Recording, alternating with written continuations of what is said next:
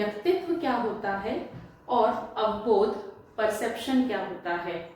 तो पहले हम समझेंगे कि पर्सनालिटी क्या होता है।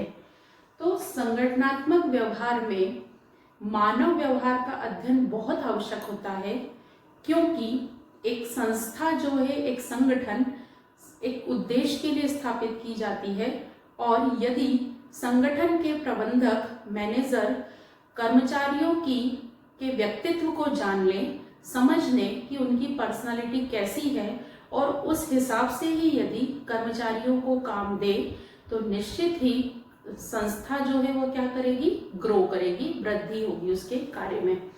तो व्यक्तित्व को जानना बहुत जरूरी है। अब व्यक्तित्व क्या होता है?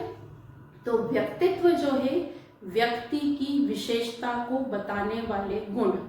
हम कहते हैं किसी को भी देखकर कि उसकी पर्सनालिटी बहुत अच्छी है।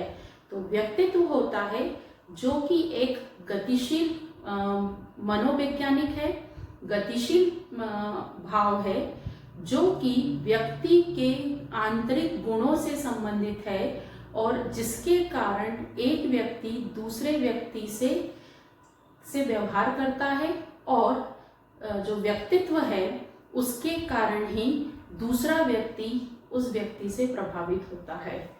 तो व्यक्तित्व व्यक्ति की विशेषता को बताने वाला गुण, जिसके कारण एक व्यक्ति दूसरे व्यक्ति पर अपना प्रभाव छोड़ता है और अपना रोल अदा करता है। तो ये होता है पर्सनालिटी। ठीक है, किसी भी व्यक्ति के गुणों की विशेषताएं, या गुणों का हम बोलते हैं टोटल ओवरऑल ग्रुप, जिसके कारण उसका व्यक्तित्व जो है वह दूसरे व्यक्ति के सामने रिप्रेजेंट होता है। अब व्यक्तित्व के निर्धारक तत्व, इट मीन्स किसी भी व्यक्ति की पर्सनालिटी, व्यक्तित्व की पहचान हम कैसे कर सकते हैं या कैसे होती है, या किस तरीके से हम निर्धारित करते हैं कि वह उस व्यक्ति की पर्सनालिटी कैसी है।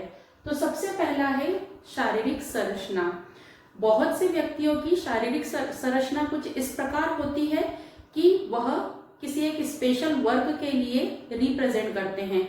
जैसे हम एग्जाम्पल के लिए देखें कि किसी व्यक्ति की कद काठी बहुत अच्छी है, तो जनरली देखकर क्या लगता है कि उसे पुलिस में जाना चाहिए। या कोई व्यक्ति जो है बहुत अच्छा बोलता है, तो हम उसे कहेंगे कि उसे नेता या लीडर बनना चाहिए, उसमें नेतृत्व के गुण हैं। तो शारीरिक संरचना के आधार पर भी व्यक्ति का व्यक्तित्व जो है वह निर्धारित होता है। फिर है वंश परंपरा। जो वंश परंपरा है कि राजा का पुत्र राजा ही बनेगा, और राजा के गुण जो है, यह एक साइंस भी है कि माता पिता के गुण जो हैं वह बच्चे में ट्रांसफर होते हैं।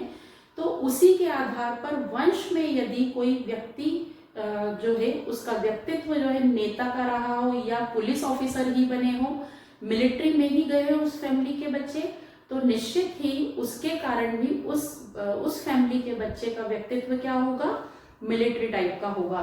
तो वंश परंपरा के आधार पर भी किसी व्यक्ति का व्यक्तित्व वैसा हो सकता है। फिर बाल्यकाल के अनुभव, चाइल्डहुड के जो अनुभव है, बचपन के अनुभव के कारण भी यदि किसी व्यक्ति का बचपन जो है वह बहुत डर के कारण बीता है, तो निश्चित ही जब वह बड़ा होकर बिजनेस करने जाएगा या नौकरी करने जाएगा, तो उसके बचपन के अनुभव का इफेक्ट जो है उसकी पर्सनालिटी में दिखेगा। वह हर काम को करने में डरेगा। तो बचपन के अनुभव भी किसी भी व्यक्ति के पर्सनालिटी पे इफेक्ट डालते हैं। फिर पारिवारिक वातावरण, फैमिली इन्वायरमेंट किस प्रकार का रहा है और वर्तमान में है, उसका इफेक्ट भी व्यक्ति की पर्सनालिटी पर रहता है।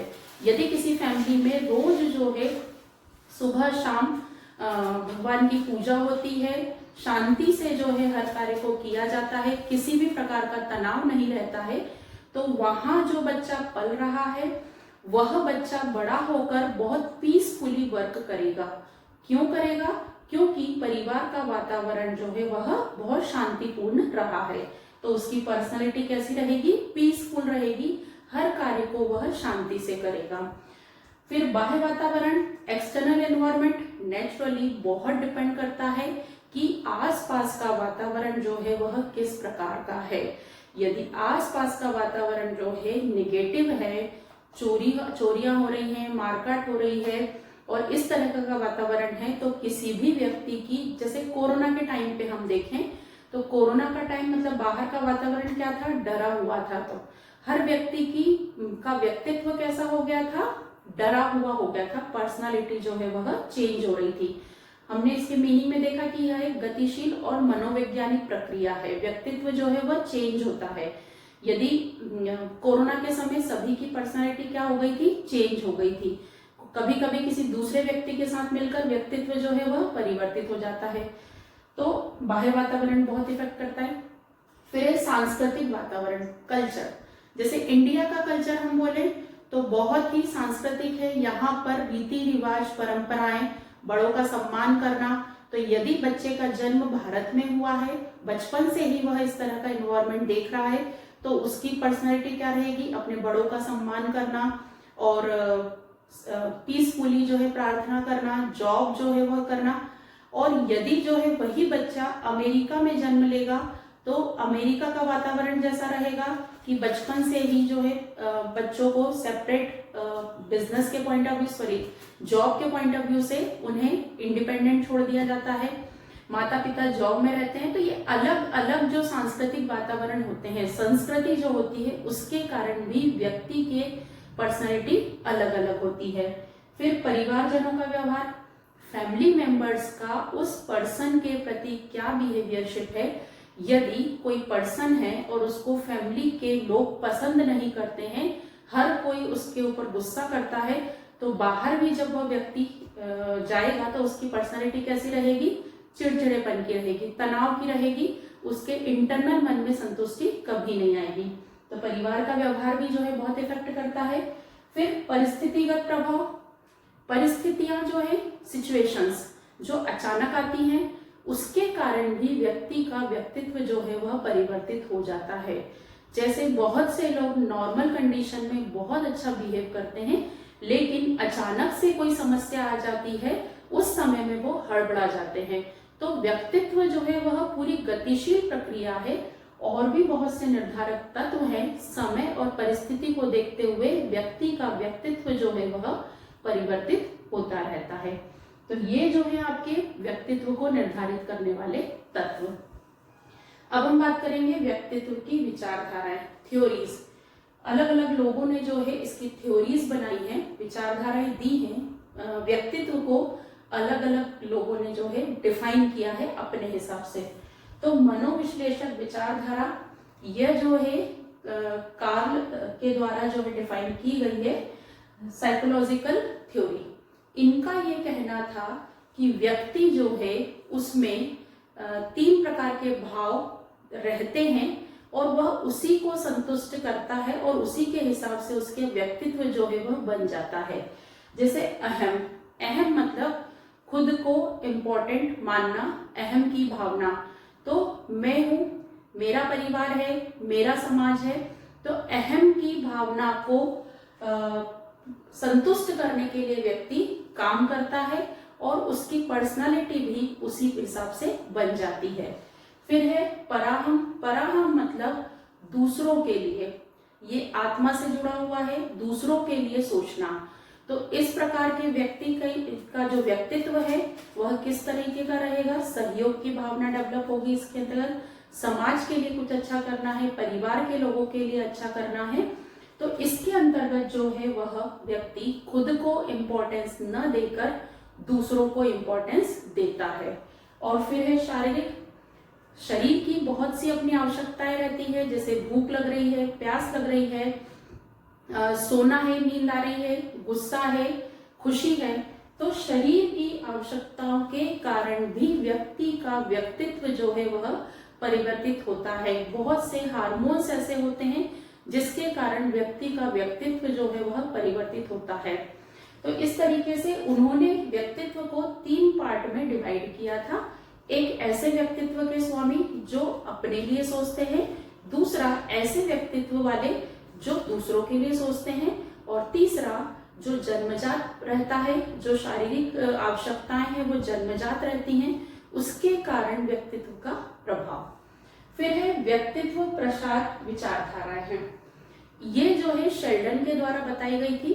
तो इनका ये कहना था कि पर्सनालिटी जो है वह व्यक्ति की विशेषता को रिप्रेजेंट करती है और व्यक्ति की विशेषताएं समय और परिस्थिति के अनुसार परिवर्तित होती रहती हैं और व्यक्तित्व में हमेशा परिवर्तन होता रहता है। यदि जो है कोई व्यक्ति है अभी डरा हुआ रहता है, यदि जो है वह ऐसे माहौल में चला जाए जहां पर उसको बार बार टॉर्चर किया जाए और उसके अगेंस्ट में वो खड़ा हो जाए, तो अब उसकी पर्सनालिटी क्या हो जाएगी, विरोधात्मक हो जाएगी और वह जो है कॉन्फिडेंट बन जाएगा और उसका पर्सनालिटी पूरी चेंज हो गई है। तो व्यक्तित्व प्रसार विचारधारा में उन्होंने कहा शेल्डन ने कि व्यक्तित्व की जो गुण है वह परिवर्तित होते रहते हैं और जैसा जैसा व्यक्ति को अनुभव मिलता जाता है, जीवन के अनुभव जैसे जैसे मिलते जाते हैं, वह व्यक्ति उतना परिपक्व होता जाता है और उसका व्यक्तित्व जो है वह निखरता जाता है। अब निखरना जो है पॉजिटिव भी हो सकता है और निगेटिव भी हो सकता है, लेकिन समय और समाज में बदलते नियमों के कारण जो है व्यक्तित्व में परिवर्तन आता है। फिर है व्यक्तित्व गुण विचारधारा, क्वालिटी बेसिस पे। इसमें दो व्यक्तियों ने अपने अलग अलग विचार दिए हैं। पहला है ऑलपोर्ट की विचारधारा। ऑलपोर्ट ने जो है व्यक्तित्व के 35 गुणों के बारे में बताया है कि व्यक्ति में जो है 35 क्वालिटीज, जैसे बुद्धिमान, मूर्ख, आलसी और एक्टिव मतलब कार्य करने वाला, इस प्रकार से उन्होंने पेयर बनाई हुई है, एक पॉजिटिव और एक नेगेटिव। जैसे कोई मूर्ख हो सकता है या बुद्धिमान हो सकता है, कोई आलसी कामचोर हो सकता है और एक कार्यशील हो सकता है। इस तरीके से उन्होंने गुणों के जो है कॉम्बिनेशन बनाए हैं और उसके आधार पर उन्होंने कहा है कि व्यक्ति जो है इन गुणों के आधार पर अपने व्यक्तित्व को डिफाइन करता है और परिभाषित करता है। उनके अनुसार, ऑलपोर्ट की विचारधारा के अनुसार जो है व्यक्तित्व एक मनोवैज्ञानिक तत्व है और व्यवहारात्मक तत्व है। मतलब यह जो है व्यक्ति की मानसिक स्थिति से जुड़ा हुआ है और व्यवहारिक का मतलब है कि उसके जो व्यवहार वो करता है, दूसरे लोगों के प्रति जो व्यवहार करता है उससे जुड़ा हुआ है। और ऑलपोर्ट का कहना था कि यह गतिशील विचारधारा है। आप किसी भी व्यक्ति का व्यक्तित्व जो है वह स्थायी नहीं मान सकते हैं, उसका व्यक्तित्व जो है समय के हिसाब से परिवर्तित होता रहता है। फिर है कॉटेल ने अपनी विचारधारा में बताया है कि व्यक्तित्व जो है वह गुणों पर आधारित होता है, जो कि जन्मजात भी हो सकता है। यदि हम कद और काठी की बात करें कि दिखने में ऐसा है तो वह जन्मजात होता है। यदि किसी व्यक्ति का कोई अंग नहीं है तो वह जन्मजात है। तो और दूसरा उनका कहना था कि गुण जो है वह अर्जित भी किए जा सकते हैं। जैसे कि व्यक्ति का जो है अभी नॉर्मल जो है हेल्थ और हाइट है, उसने एक्सरसाइज करके अपनी बॉडी बना ली तो उसको देखकर क्या लगेगा कि वह नेता बन सकता है या पुलिस में जा सकता है। तो कॉटेल ने अपनी विचारधारा में बताया कि व्यक्तित्व को बनाने के लिए दो प्रकार की जो है गुण होते हैं। एक होते हैं जन्मजात, जिनमें हम बहुत ज्यादा निखार नहीं सकते हैं, लेकिन एक होते हैं व्यक्तित्व को निखारने के लिए अर्जित गुण। इन गुणों को जो है हम निखार सकते हैं, उन पर काम करके अपनी पर्सनालिटी को हम डेवलप कर सकते हैं। फिर है व्यक्तित्व की स्व विचारधाराएं। स्व मतलब स्वयं को सोचने वाली। तो इसमें जो है दो प्रकार की विचारधाराओं के बारे में बताया गया है। कॉर्ल रोज ने यह विचारधारा दी है कि व्यक्तिगत स्व हो सकता है, मतलब स्वयं को संतुष्टि किस कार्य को करने में मिलती है। तो एक है व्यक्तिगत स्व, मैं, मेरा परिवार, मेरा समाज, मैं कैसे खुश रह सकता हूँ उस पर ध्यान देना, ये होता है व्यक्तिगत स्व। एक होता है सामाजिक स्व कि मुझे खुशी दूसरों की मदद में मिलती है। तो इस तरह के लोग समाज के लिए डिवोटेड रहते हैं, परिवार के लिए डिवोटेड रहते हैं और अपने बारे में न सोचकर दूसरों के प्रति जो है वह काम करते हैं। तो कार्ल रोज ने जो है व्यक्तित्व की स्व विचारधाराएं बताई थी। और ये है व्यक्तित्व की सामाजिक विचारधारा, जिसका उद्देश्य क्या है, समाज इस प्रकार के व्यक्तित्व वाले जो लोग हैं वह समाज के प्रति अच्छे से अच्छा कार्य करने के लिए सोचते हैं। तो ये है स्टूडेंट्स, व्यक्तित्व क्या होता है, पर्सनैलिटी क्या होती है और उसकी विचारधाराएं कौन कौन सी होती है। तो आपको इंडिविजुअली किसी विचारधारा के बारे में शॉर्ट आंसर में आ सकता है, तो आप उस तरीके से आंसर को जो है तैयार कीजिए। स्टूडेंट्स, अभी हमने पढ़ा व्यक्तित्व क्या होता है, पर्सनैलिटी क्या होती है और उपभोक्ता अपने व्यक्तित्व के कारण किस तरीके से बिहेवियरशिप करता है। तो हमने व्यक्तित्व को समझा। अब हम यहाँ पर पढ़ेंगे उपभोक्ता विविधता, कंज्यूमर डाइवर्सिटी। ये क्या होता है? तो जब उपभोक्ता के उनकी विशेषताओं के आधार पर अलग अलग ग्रुप बना लिए जाएं। देखो, विविधता शब्द का अर्थ क्या होता है? अलग अलग प्रकार के, विविध प्रकार के, डिफरेंट टाइप्स के। तो कंज्यूमर जो है अलग अलग टाइप के कैसे हो सकते हैं? तो जब उपभोक्ताओं का ग्रुप, कंज्यूमर का ग्रुप उनकी आय के आधार पर, आयु के आधार पर, या हम उनकी रुचि मतलब उनके इंटरेस्ट के आधार पर, उनके फैशन के आधार पर, उनके कलर पसंद करने के कारण, या एरिया मतलब क्षेत्र के आधार पर हम जब अलग अलग उपभोक्ता का वर्ग बना लेते हैं तो इसे हम कहेंगे उपभोक्ता विविधता। ठीक है। जैसे यदि हम समझे उदाहरण के लिए कि हमारी जो है गेहूं का बिजनेस है।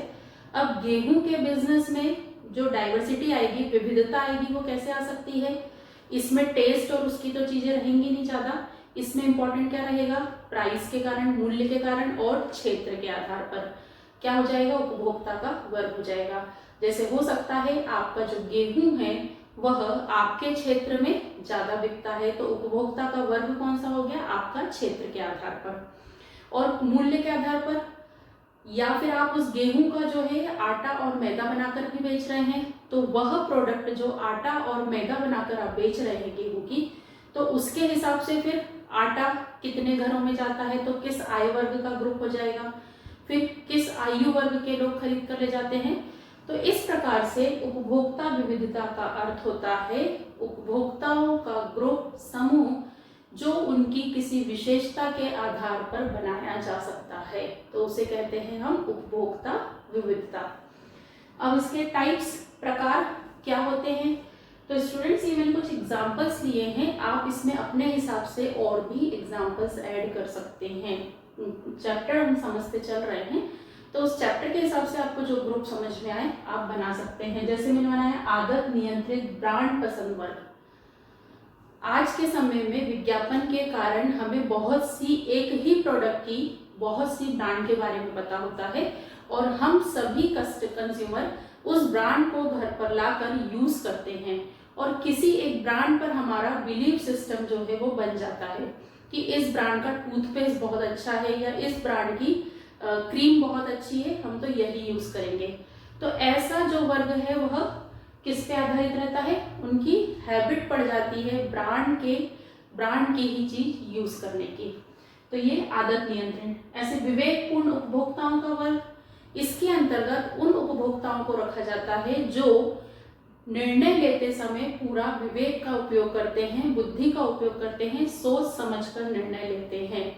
तो इसमें हमने समझा भी था पिछली यूनिट्स में कि इसमें कौन से आते हैं? कार खरीदने वाले, ज्वेलरी खरीदने वाले, घर खरीदने वाले, प्लॉट खरीदने वाले, जो बड़ा इन्वेस्टमेंट होता है, जो लाइफ में कई बार नहीं, मतलब बहुत बार रिपीटेशन में नहीं होता है, तो ऐसे सारे जो इन्वेस्टमेंट होते हैं उनमें सब में विवेक का उपयोग किया जाता है, सोच समझकर डिसीजन लिए जाते हैं।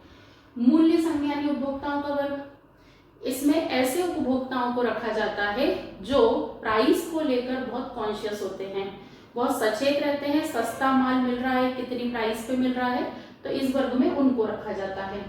संवेगी उपभोक्ताओं का वर्ग, जो प्रभावित होते हैं दूसरों की चीजों को देखकर, दूसरे समूह को देखकर, अपने दोस्तों की चीजों को देखकर प्रभावित होते हैं और वस्तु को खरीदने जाते हैं, तो उसको कहा जाता है संवेगी उपभोक्ताओं का वर्ग। फिर भावात्मक प्रतिकर्मियों का वर्ग, जो सामाजिक भावनाएं, जैसे हमने प्रेम की, दोस्ती की या किसी और भावना से प्रेरित होकर किसी वस्तु को खरीदते हैं, उपभोग करते हैं, तो ऐसा वर्ग कहलाता है भावात्मक। फिर नवीन उपभोक्ताओं का वर्ग, हर प्रोडक्ट में कहीं ना कहीं न्यू एडिशंस होते रहते हैं। कोई भी प्रोडक्ट हम समझ लें, हम पहली बार उसको यूज करके देखते हैं और धीरे धीरे हमें वह यूज, जैसे हमारा फ्रेंड यूज कर रहा है अभी और आपको आपके फ्रेंड ने बताया कि ये प्रोडक्ट बहुत अच्छा है, तो आपको उस प्रोडक्ट के बारे में दोस्त ने बताया, आपने उसको यूज किया, तो ऐसे सभी उपभोक्ताओं का ग्रुप बना लिया जाए तो वो कहलाता है न्यू कंज्यूमर। ठीक है, तो ये हमने कुछ एग्जांपल्स देखे, आप इसमें मार्किंग के हिसाब से और ग्रुप्स लिख सकते हैं। अब हम बात करेंगे तत्व, उपभोक्ता विविधता के तत्व। मतलब तत्व मीन्स कितने प्रकार से कंज्यूमर डाइवर्सिटी हो सकती है। तो स्टूडेंट्स, इसमें जो है आपको, जो हमने उपभोक्ता व्यवहार को प्रभावित करने वाले तत्व पढ़े हैं, जो मनोवैज्ञानिक तत्व, आर्थिक मनोवैज्ञानिक घटक, आर्थिक घटक, सामाजिक घटक, सांस्कृतिक घटक, जो हमने पढ़े हैं वही सब यहाँ पर लिखना है। ठीक है, तो ये सिर्फ मैंने एग्जाम्पल के लिए लिखा है क्योंकि उसी के आधार पर उपभोक्ताओं की डाइवर्सिटी हो जाती है, ग्रुप्स अलग बन जाते हैं। जब अनुसंधान किया जाता है कंपनी के द्वारा तो वो ऐसे ग्रुप्स बना लेते हैं। कौन से ऐसे ग्रुप हैं? जो आय के आधार पर डिसीजन लेते हैं, क्योंकि आय के आधार पर इट मीन्स कि जितनी ज्यादा आय होगी, व्यक्ति प्राथमिक आवश्यकताओं के बाद अपनी लग्जरी लाइफ के बारे में सोचेगा। यदि उसकी रोटी, कपड़ा और मकान की आवश्यकता पूरी हो गई है तभी वह टीवी, फ्रिज, कूलर के बारे में सोचेगा। तो इस प्रकार से यह जो क्वेश्चन का आंसर है, हम उपभोक्ता व्यवहार को प्रभावित करने वाले तत्व फर्स्ट यूनिट में पढ़ चुके हैं, तो वहां से एक्सप्लेनेशन आप ऑलरेडी समझ चुके होंगे। ठीक है, अब हम बात करेंगे स्वयं की अवधारणा, कंसेप्ट ऑफ सेल्फ। स्वयं, सेल्फ, मैं, इसके कारण भी क्या उपभोक्ता व्यवहार पर अंतर आता है? सोचकर देखिए। यस, यदि हम बात करें, हम कोई वस्तु पसंद करने जाते हैं तो मैं क्या सोचती हूँ, मेरा खुद का क्या बिलीफ सिस्टम है, मेरी स्वयं की क्या सोच है, उसका मेरी परचेसिंग हैबिट जो है, खरीदने का जो व्यवहार है, उस पर बहुत असर पड़ेगा। तो हम बात कर रहे हैं यहाँ स्वयं की अवधारणा, कंसेप्ट ऑफ सेल्फ। तो क्या होता है? सेल्फ मीन्स खुद, स्वयं मीन्स होता है मैं, ऐसी सोच या ऐसी अवधारणा जो खुद से जुड़ी होती है और खुद के विश्वास से जन्म लेती है। तो स्व खुद को समझना। तो स्वयं की अवधारणा समझ में आ रहा है हमें कि स्वयं मीन्स खुद, लेकिन हमें इसकी परिभाषा लिखनी है। तो स्टूडेंट्स, इसकी परिभाषा हम कैसे लिखेंगे? स्वयं की अवधारणा किसी व्यक्ति विशेष की स्वयं की, मतलब खुद की सोच, मनोवृत्ति और विश्वास और नैतिक मूल्यों को प्रदर्शित करती है। ठीक है, स्व, ठीक है, स्वयं, उसको स्व भी बोलते हैं, स्व, सेल्फ, खुद। आया समझ में? अब हम बात करेंगे इसके प्रकार। हम खुद के बारे में जब सोचते हैं तो यदि हम प्रैक्टिकली इस चीज को देखें तो इतने प्रकार की छवि जो है हमारे दिमाग में रहती है खुद के बारे में, स्वयं के बारे में। पहली होती है वास्तविक छवि, रियल इमेज। जैसे हम हैं वैसा ही हम खुद को सोच रहे हैं, खुद को समझ रहे हैं, रियल इमेज इसको बोला जाता है। तो वास्तविक छवि। फिर स्वछवि। स्वछवि इट मीन्स कि मैं जैसा रियल में हूं और एक्चुअल में, वास्तव में मैं वैसा नहीं बनना चाहता हूं, या मेरी कुछ आदतें वैसी नहीं होनी चाहिए। तो रियल इमेज, वास्तविक छवि, एक्चुअल में आप जैसे हैं, स्वयं व्यक्ति जैसा सभी लोगों के साथ व्यवहार करता है, दोस्तों के सामने जैसा प्रेजेंट होता है, वो उसकी वास्तविक छवि होगी। स्वछवि, कई बार ऐसा होता है कि परिस्थितियों के कारण हमारा बिहेवियर अलग होता है, लेकिन हम वैसा चाहते नहीं हैं। तो स्व छवि मीन्स होगा कि व्यक्ति अपनी वास्तविक छवि के अगेंस्ट में कई बार बिहेवियर करता है, खुद की सोच के अगेंस्ट में बिहेवियर करता है। वो होती है स्व, सेल्फ इमेज, रियल इमेज और सेल्फ इमेज। मैं अपने आप को ऐसा प्रस्तुत करना चाहती हूँ और मेरी रियल इमेज कैसी है, तो सेल्फ इमेज और रियल इमेज। फिर है आदर्श छवि। आदर्श छवि, आइडियल इमेज का अर्थ होगा कि मैं मतलब स्वयं व्यक्ति किसके जैसा बनना चाहता है, वह कौन कौन से गुण अपने अंदर लाना चाहता है किसी दूसरे व्यक्ति के। फिर है दर्पण, सामाजिक छवि। समाज में सभी लोगों के सामने उसकी इमेज कैसी है, सामाजिक छवि। आदर्श सामाजिक छवि, आदर्श मतलब समाज में जितने भी व्यक्ति उसके आसपास हैं उसमें से वह किस व्यक्ति के जैसे बनना चाहता है, अपनी इमेज कैसी इमेजिन करता है, वह चाहता है। उदाहरण के लिए हम समझे कि समाज में 100 लोग हैं, 100 में से एक व्यक्ति जो है वो बहुत अच्छा बोलता है, सभी की मदद करता है और जब भी जरूरत पड़ती है वह मौजूद रहता है, तो वो उस व्यक्ति की छवि हो गई। अब आप उस व्यक्ति से बहुत प्रभावित हैं और आप उसके जैसा बनना चाहते हैं, तो वो कौन सी, आदर्श सामाजिक छवि। समाज के किसी एक व्यक्ति से प्रभावित होकर आप उस व्यक्ति के जैसे बनना चाहते हैं। अपेक्षित छवि, एक्सपेक्टेड इमेज, यह भी जस्ट उसी से मिलती जुलती है। एक्सपेक्टेड इमेज मतलब मैं खुद के बारे में क्या एक्सपेक्ट करती हूँ, आप स्वयं अपने बारे में क्या एक्सपेक्ट करते हैं। जैसे कि आप अभी 4 घंटे पढ़ाई कर रहे हैं, ये कर रहे हैं अभी, वास्तविक इमेज है आपकी, लेकिन आप अपने आप से क्या अपेक्षा कर रहे हैं कि मैं 10 घंटे पढ़ूंगा, तो ये कौन सी इमेज हो गई आपकी, अपेक्षित, एक्सपेक्टेड। आप अपनी स्वयं की छवि से जब एक्सपेक्टेड कोई उम्मीद लगाते हैं, कोई अनुमान लगाते हैं कि मेरी छवि ऐसी हो सकती है, तो वह अपेक्षित। और स्थितिगत, परिस्थितियों के अकॉर्डिंग छवि चेंज हो जाती है। जैसे बहुत शांत रहने वाला व्यक्ति भी परिस्थितियों के अनुसार गुस्सा कर जाता है, तो वो छवि क्या कहलाएगी, उसकी स्थितिगत छवि। स्टूडेंट्स, अब हम पढ़ेंगे स्व की उत्पत्ति और विकास के निर्धारक तत्व। स्वयं के बारे में सोच कैसे विकसित होती है, कैसे हमारे स्वयं की छवि जो है वह इस तरीके से बनती है, तो स्व की छवि का विकास कैसे होता है, कौन कौन से तत्व उस पर असर डालते हैं, तो वो है तादात्म्यकरण। एक छोटा बच्चा रहता है, तो छोटे बच्चे को उसके सामने कौन सा उदाहरण रहता है, परिवार के सदस्य, माता पिता, भाई बहन, दादाजी दादी, यह सब उसके आसपास रहते हैं।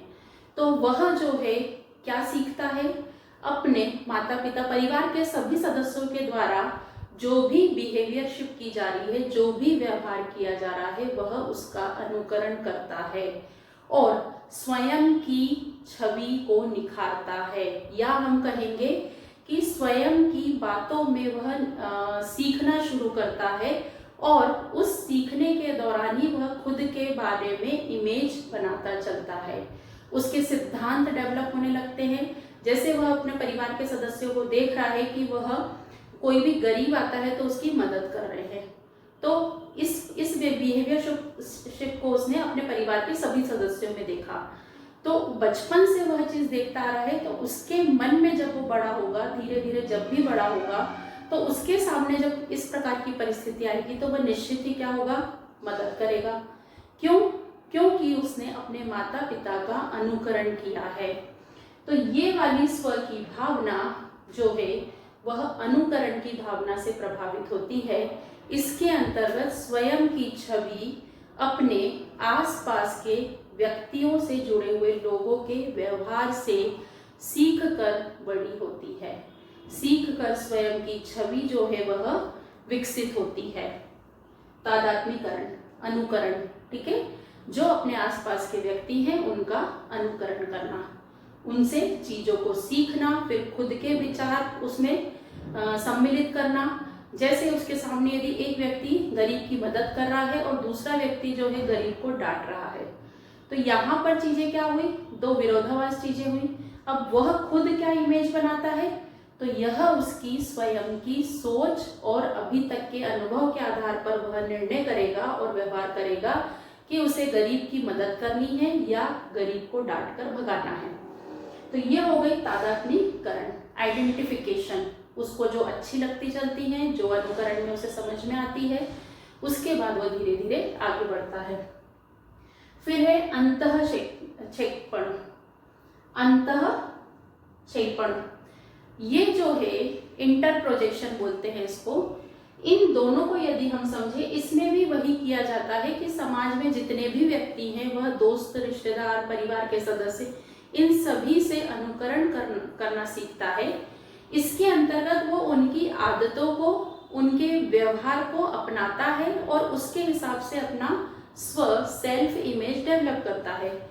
और अंतःक्षेपण में वह व्यक्ति क्या करता है, उसके जैसा बनना चाहता है। वह ऐसा मानता है कि मैं उसी का पार्ट हूं, मुझे तो ऐसा ही बनना है। पूरा की पूरा जो है वह न इधर दिमाग लगाता है न इधर दिमाग लगाना है, मुझे इसके जैसा बनना है।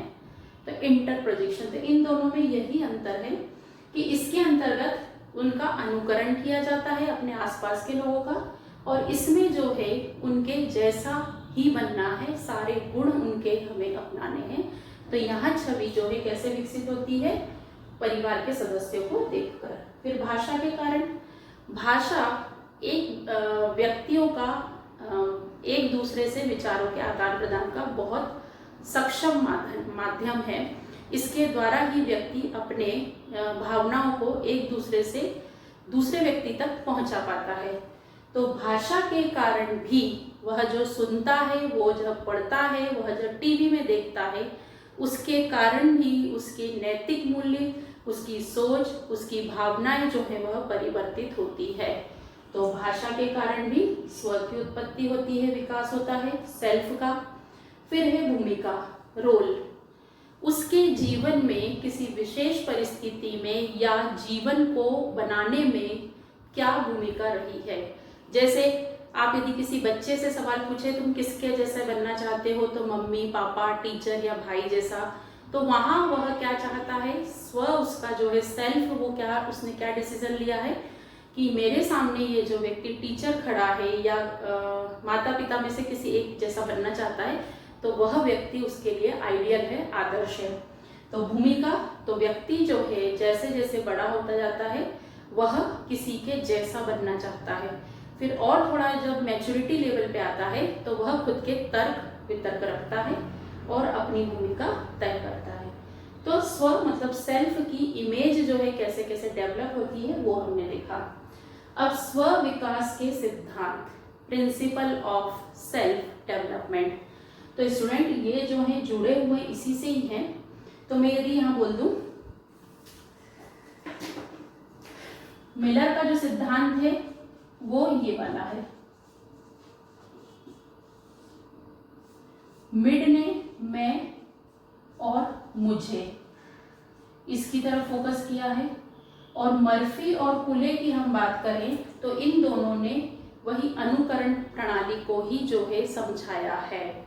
तो स्व विकास के सिद्धांत हैं। जब सिद्धांत की बात आ रही है तो हमें इनके द्वारा क्या कहा गया है वो बताना है।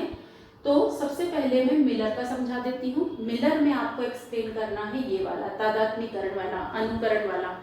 तो मिलर का यह मानना था कि व्यक्ति के अंदर स्व विकास की भावनाएं या स्व की उत्पत्ति या स्वयं की छवि कैसे उत्पन्न होती है। वह अपने परिवार के सदस्य, दोस्त, रिश्तेदारों के साथ रहता है और उनके व्यवहार को देखते हुए वह जो है अपना व्यवहार करता है। तो उसे हम वह विचार किसने दिया है, मिलर ने। तो यह भावना इसमें आएगी। फिर हम बात करते हैं मिड की। मिड की मैं और मुझे की भावना बहुत फेमस है। मैं और मुझे, तो मैं की भावना को जो है प्रदर्शित किया जाता है अहम से। कहा जाता है मैं बोलना मतलब ईगो फैक्टर को माना जाता है। और मुझे बोलना इट मीन्स हमने उसमें मेरे अकेले को नहीं, बहुत से लोगों को शामिल किया है। तो मिड की मैं और मुझे की भावना यह कहती है कि व्यक्ति जो है प्रारंभ में मैं की भावना लेकर चलता है, मैं ऐसा हूँ, लेकिन जब वह बाहर की दुनिया से परिचित होता है, अपने जॉब में जाता है, बाहर जो है निकलता है अपनी दुनिया से, तो उसे बहुत से परिस्थितियाँ मिलती हैं, बहुत से व्यक्ति मिलते हैं, उसके कारण उसकी स्व की जो इमेज है, सेल्फ की इमेज जो वह परिवर्तित होती है।